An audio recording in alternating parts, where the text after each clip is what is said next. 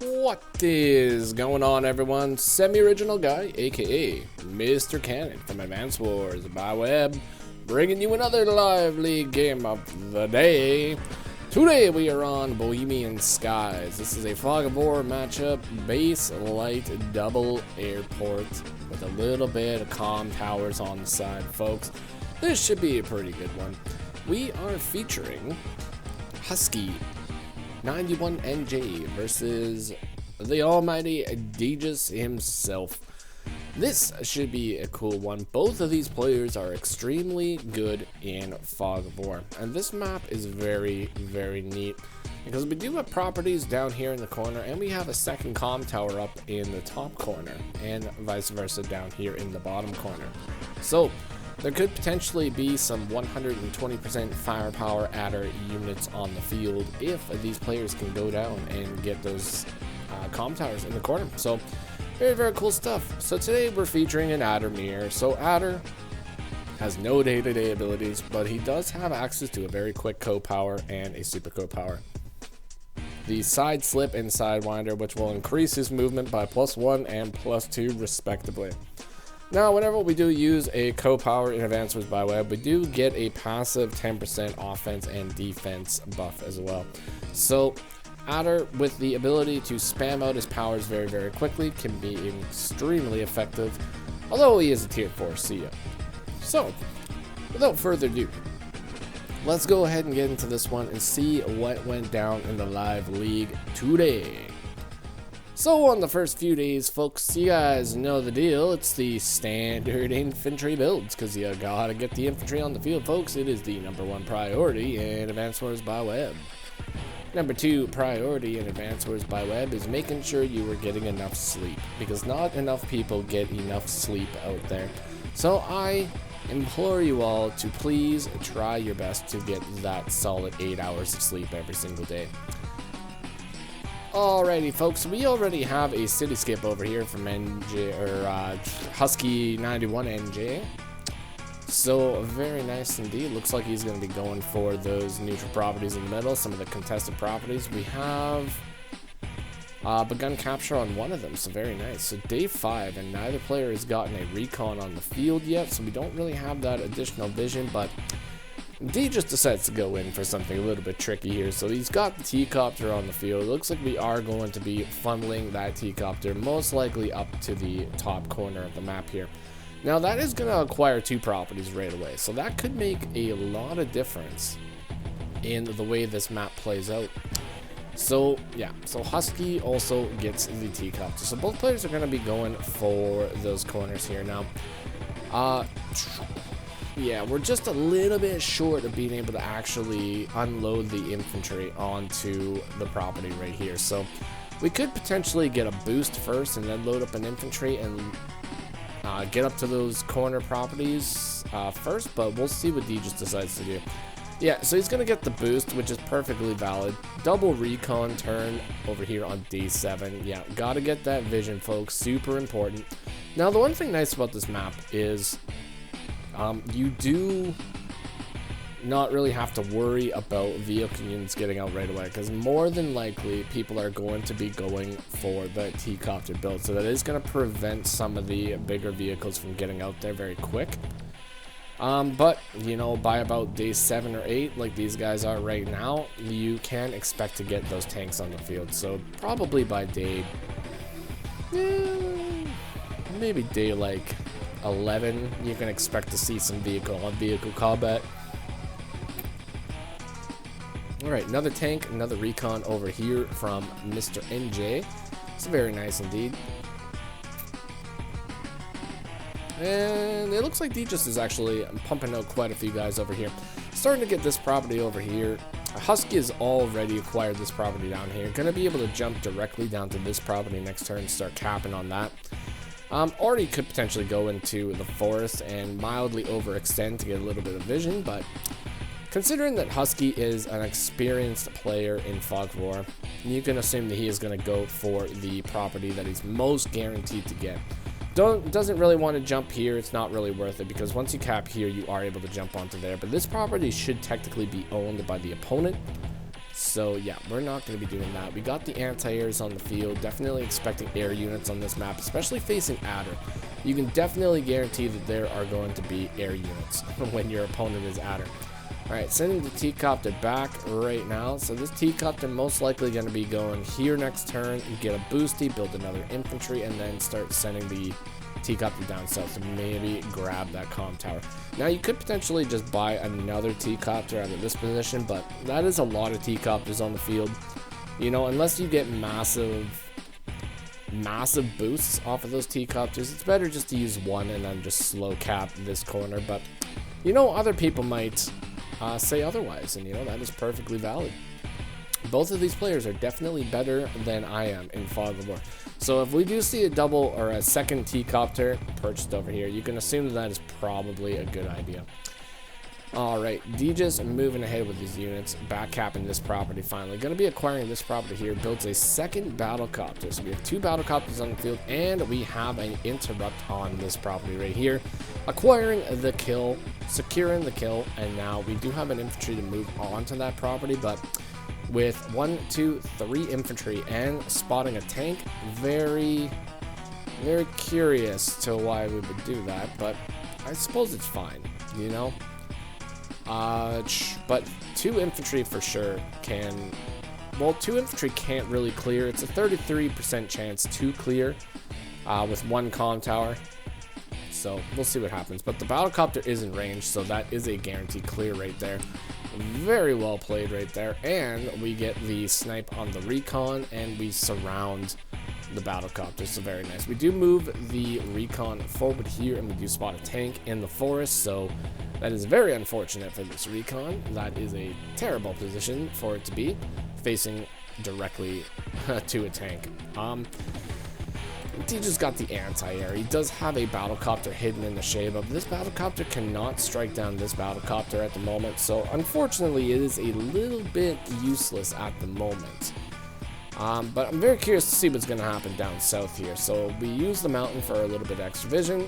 For those of you that don't know or might be new to Advance Wars, whenever an infantry is on a mountain, they have the exact same vision as a recon. So 5 vision in Fog of War. So this guy is able to see all the way to here.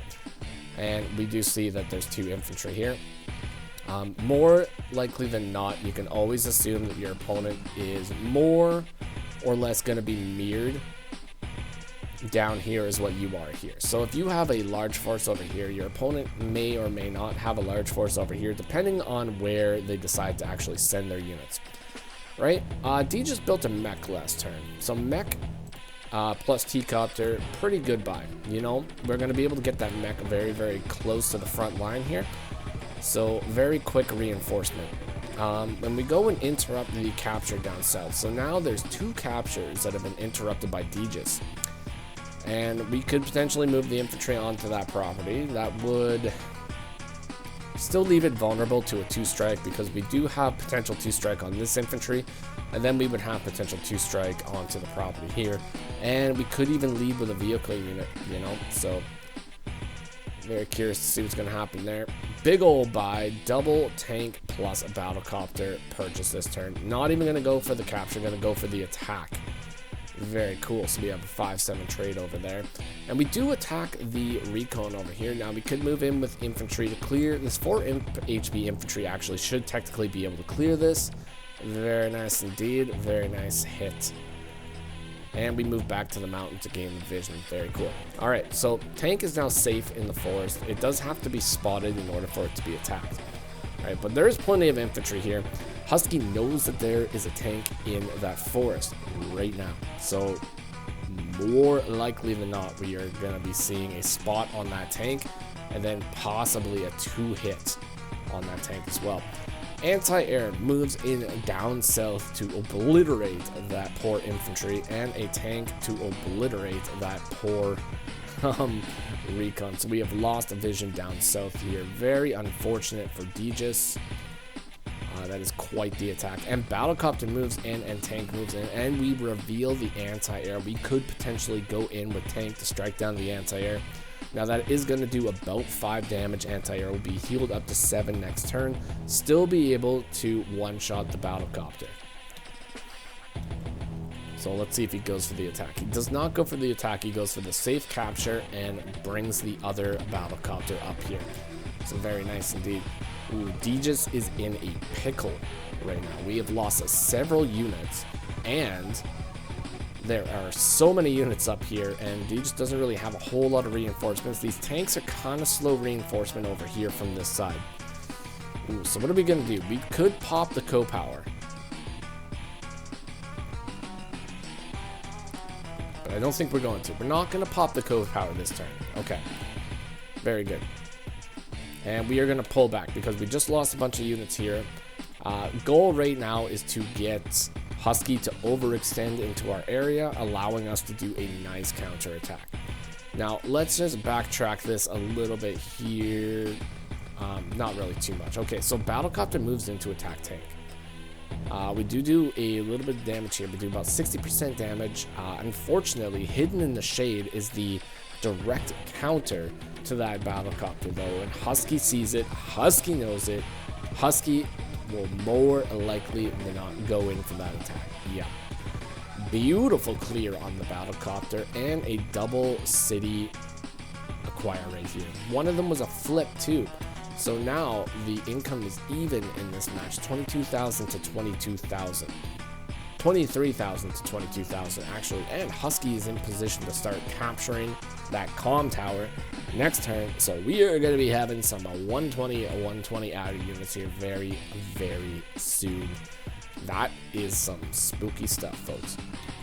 I once had a match where I was at her and I acquired 3 comm towers, and I will tell you folks that having 3 comm towers is a heck of a time, folks. What a beautiful time it is to be alive when you have 3 comm towers.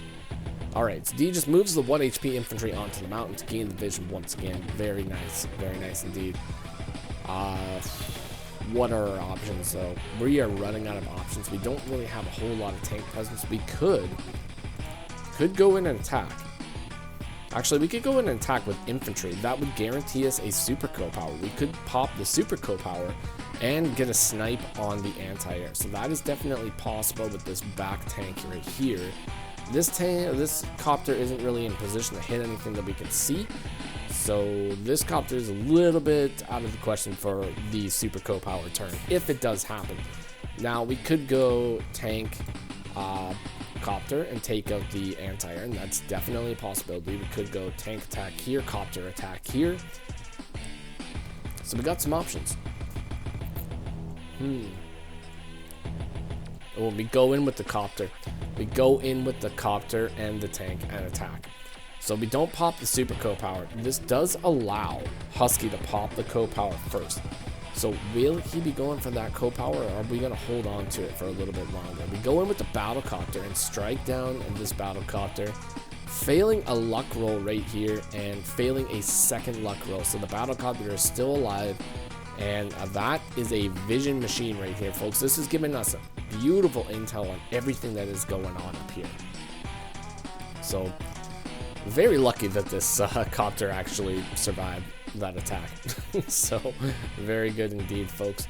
So many copters on the field over here from Husky. 30 units, 24 units, although Degis has started his turn with a perfect 100,000 unit value. This is something that you don't see every day, folks. It's almost worthy of a win in itself.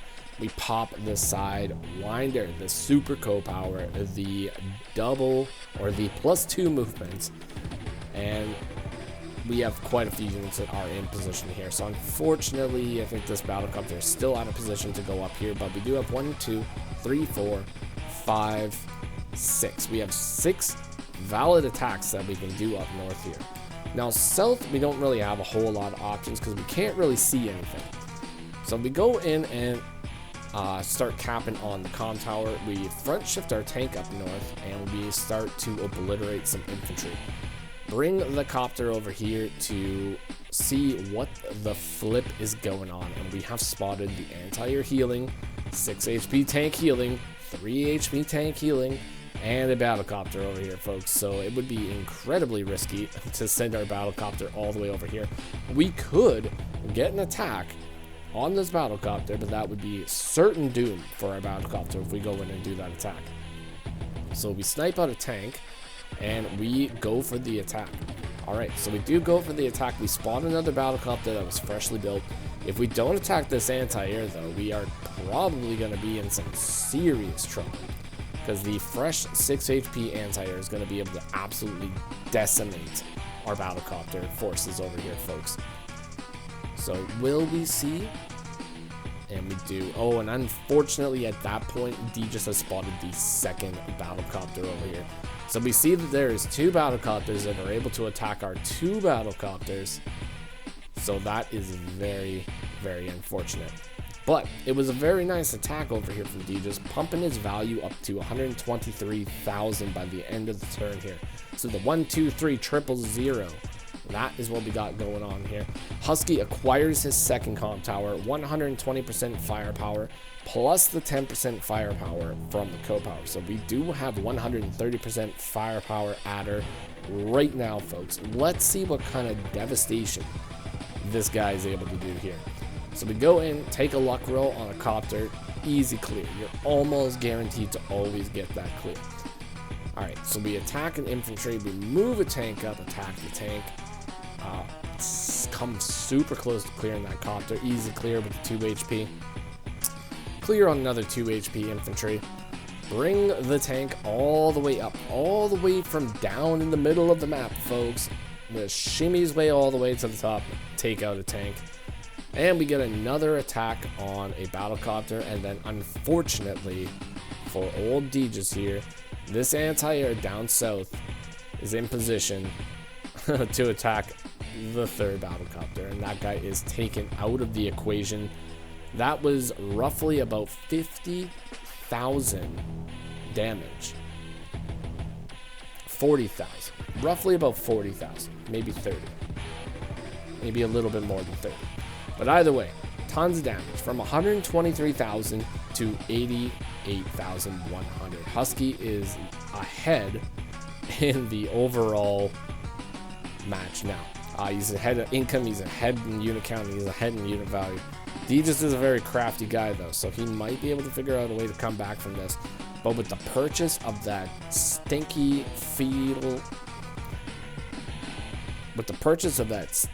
fecal abomination of a Neo tank down there, I don't know if he's going to be able to come back here anytime soon. So day 15. Deegis, 17 minutes and 44 seconds on the clock, is going in. Now, he's acquired his second comm tower. Unfortunately, because of the power usage and the additional defense, is unable to get to clear on the capping infantry over here. So that is kind of unfortunate for old Deegis. Very sad indeed. But the rest of his units are going in, folks. We are clearing as many units as we can, get a double anti-air build plus a recon. And things are actually looking pretty good now. So we bumped up back to 107,000 unit value.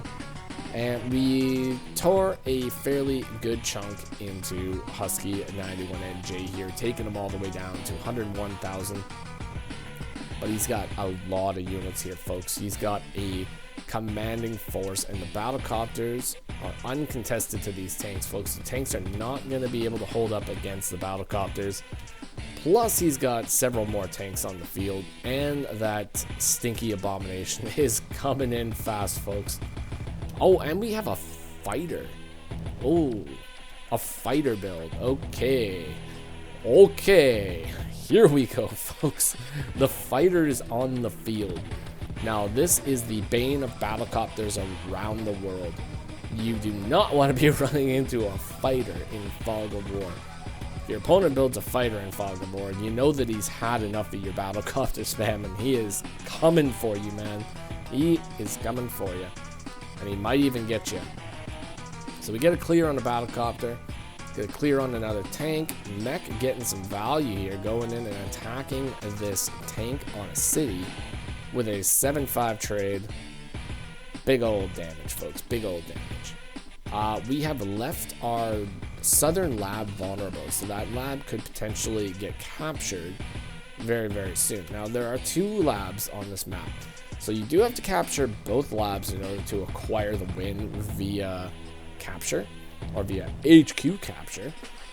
But with the loss of the South lab, if he does lose that, then all Husky has to do is he has to pour all of his forces into the center of the map and capture that second lab, and he can acquire a win.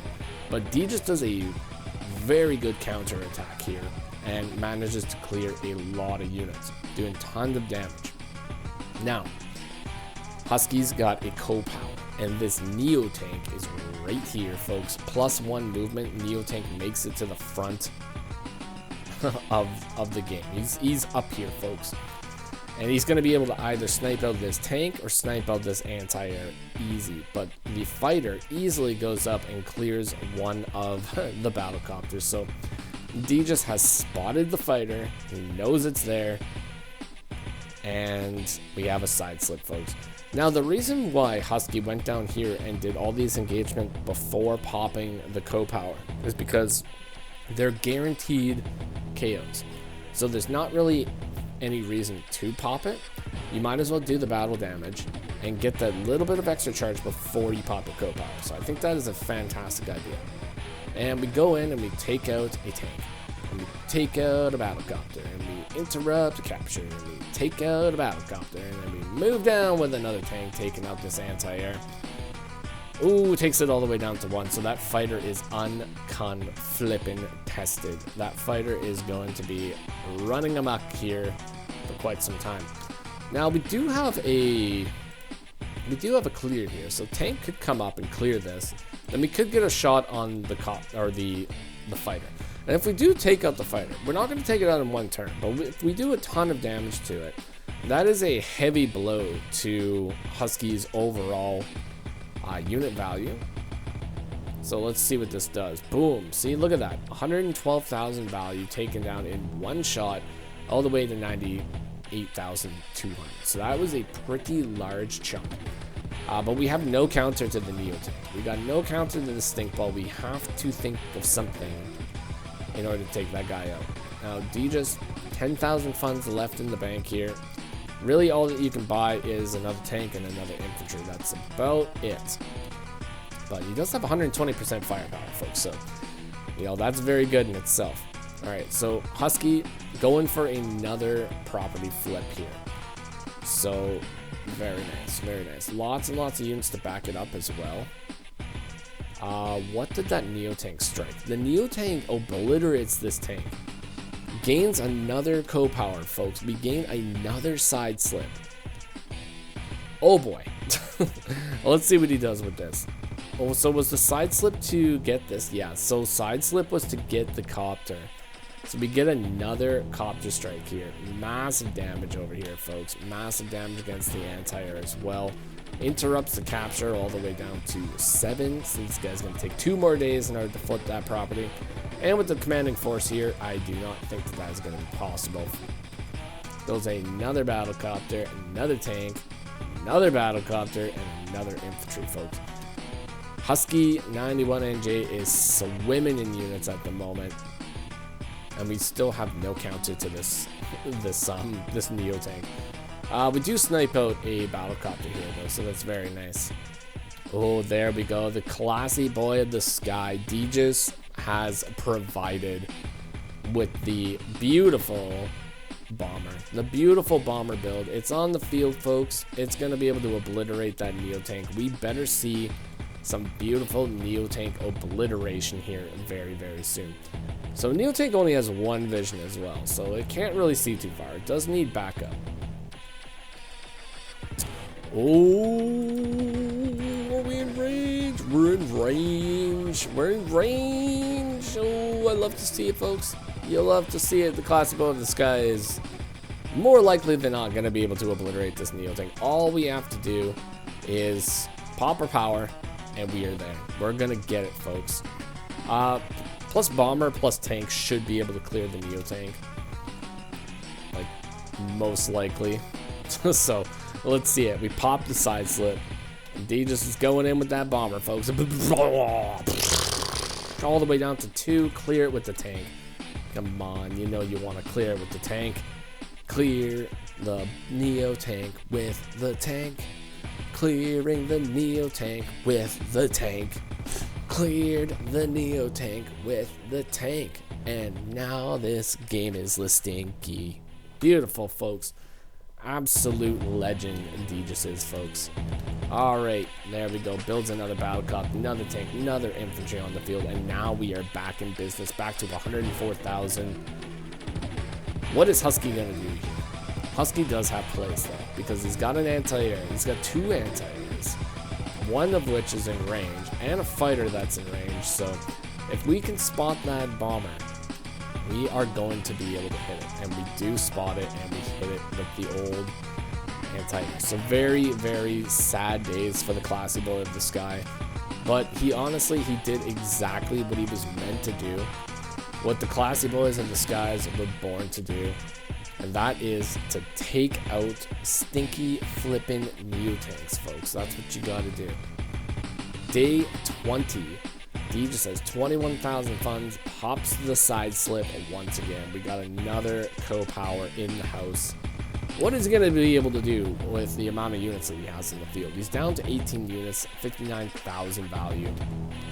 So we can take out a battlecopter. We can almost take out another battlecopter, which is beautiful. We can attack an anti-air, we can clear an anti-air, we can clear another anti-air, we can go up with the classy boy of the sky doing 1 damage to a tank. Absolute legend. Following up with another tank strike, taking that guy out.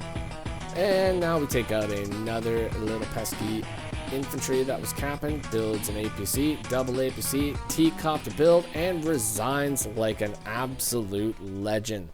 Quadruple transport build resign. That is a classy resign if I've ever seen it, folks. I am absolutely proud of our good friend Dijas for not building any stinky Neo tanks. Unfortunately, he was unable to get the win here today, but he does get the win in our hearts for keeping the game as classy as he possibly could, which is fantastic. Husky91NJ played a beautiful game here, folks. He was able to take advantage of every single minor overextension that D just did here and come out with the win. So you love to see it, folks. Congratulations to Husky. Well played to Dijas, and well watched to all of you at home checking this game out. Thank you very much for your continued support. Or if you did like the video today, please consider leaving a like, comment, or subscribe to the channel. And if you wanted to support the channel further, you could consider becoming a channel member. Until next time, folks, I wish you all a fantastic day. Take care of yourselves, and bye-bye for now.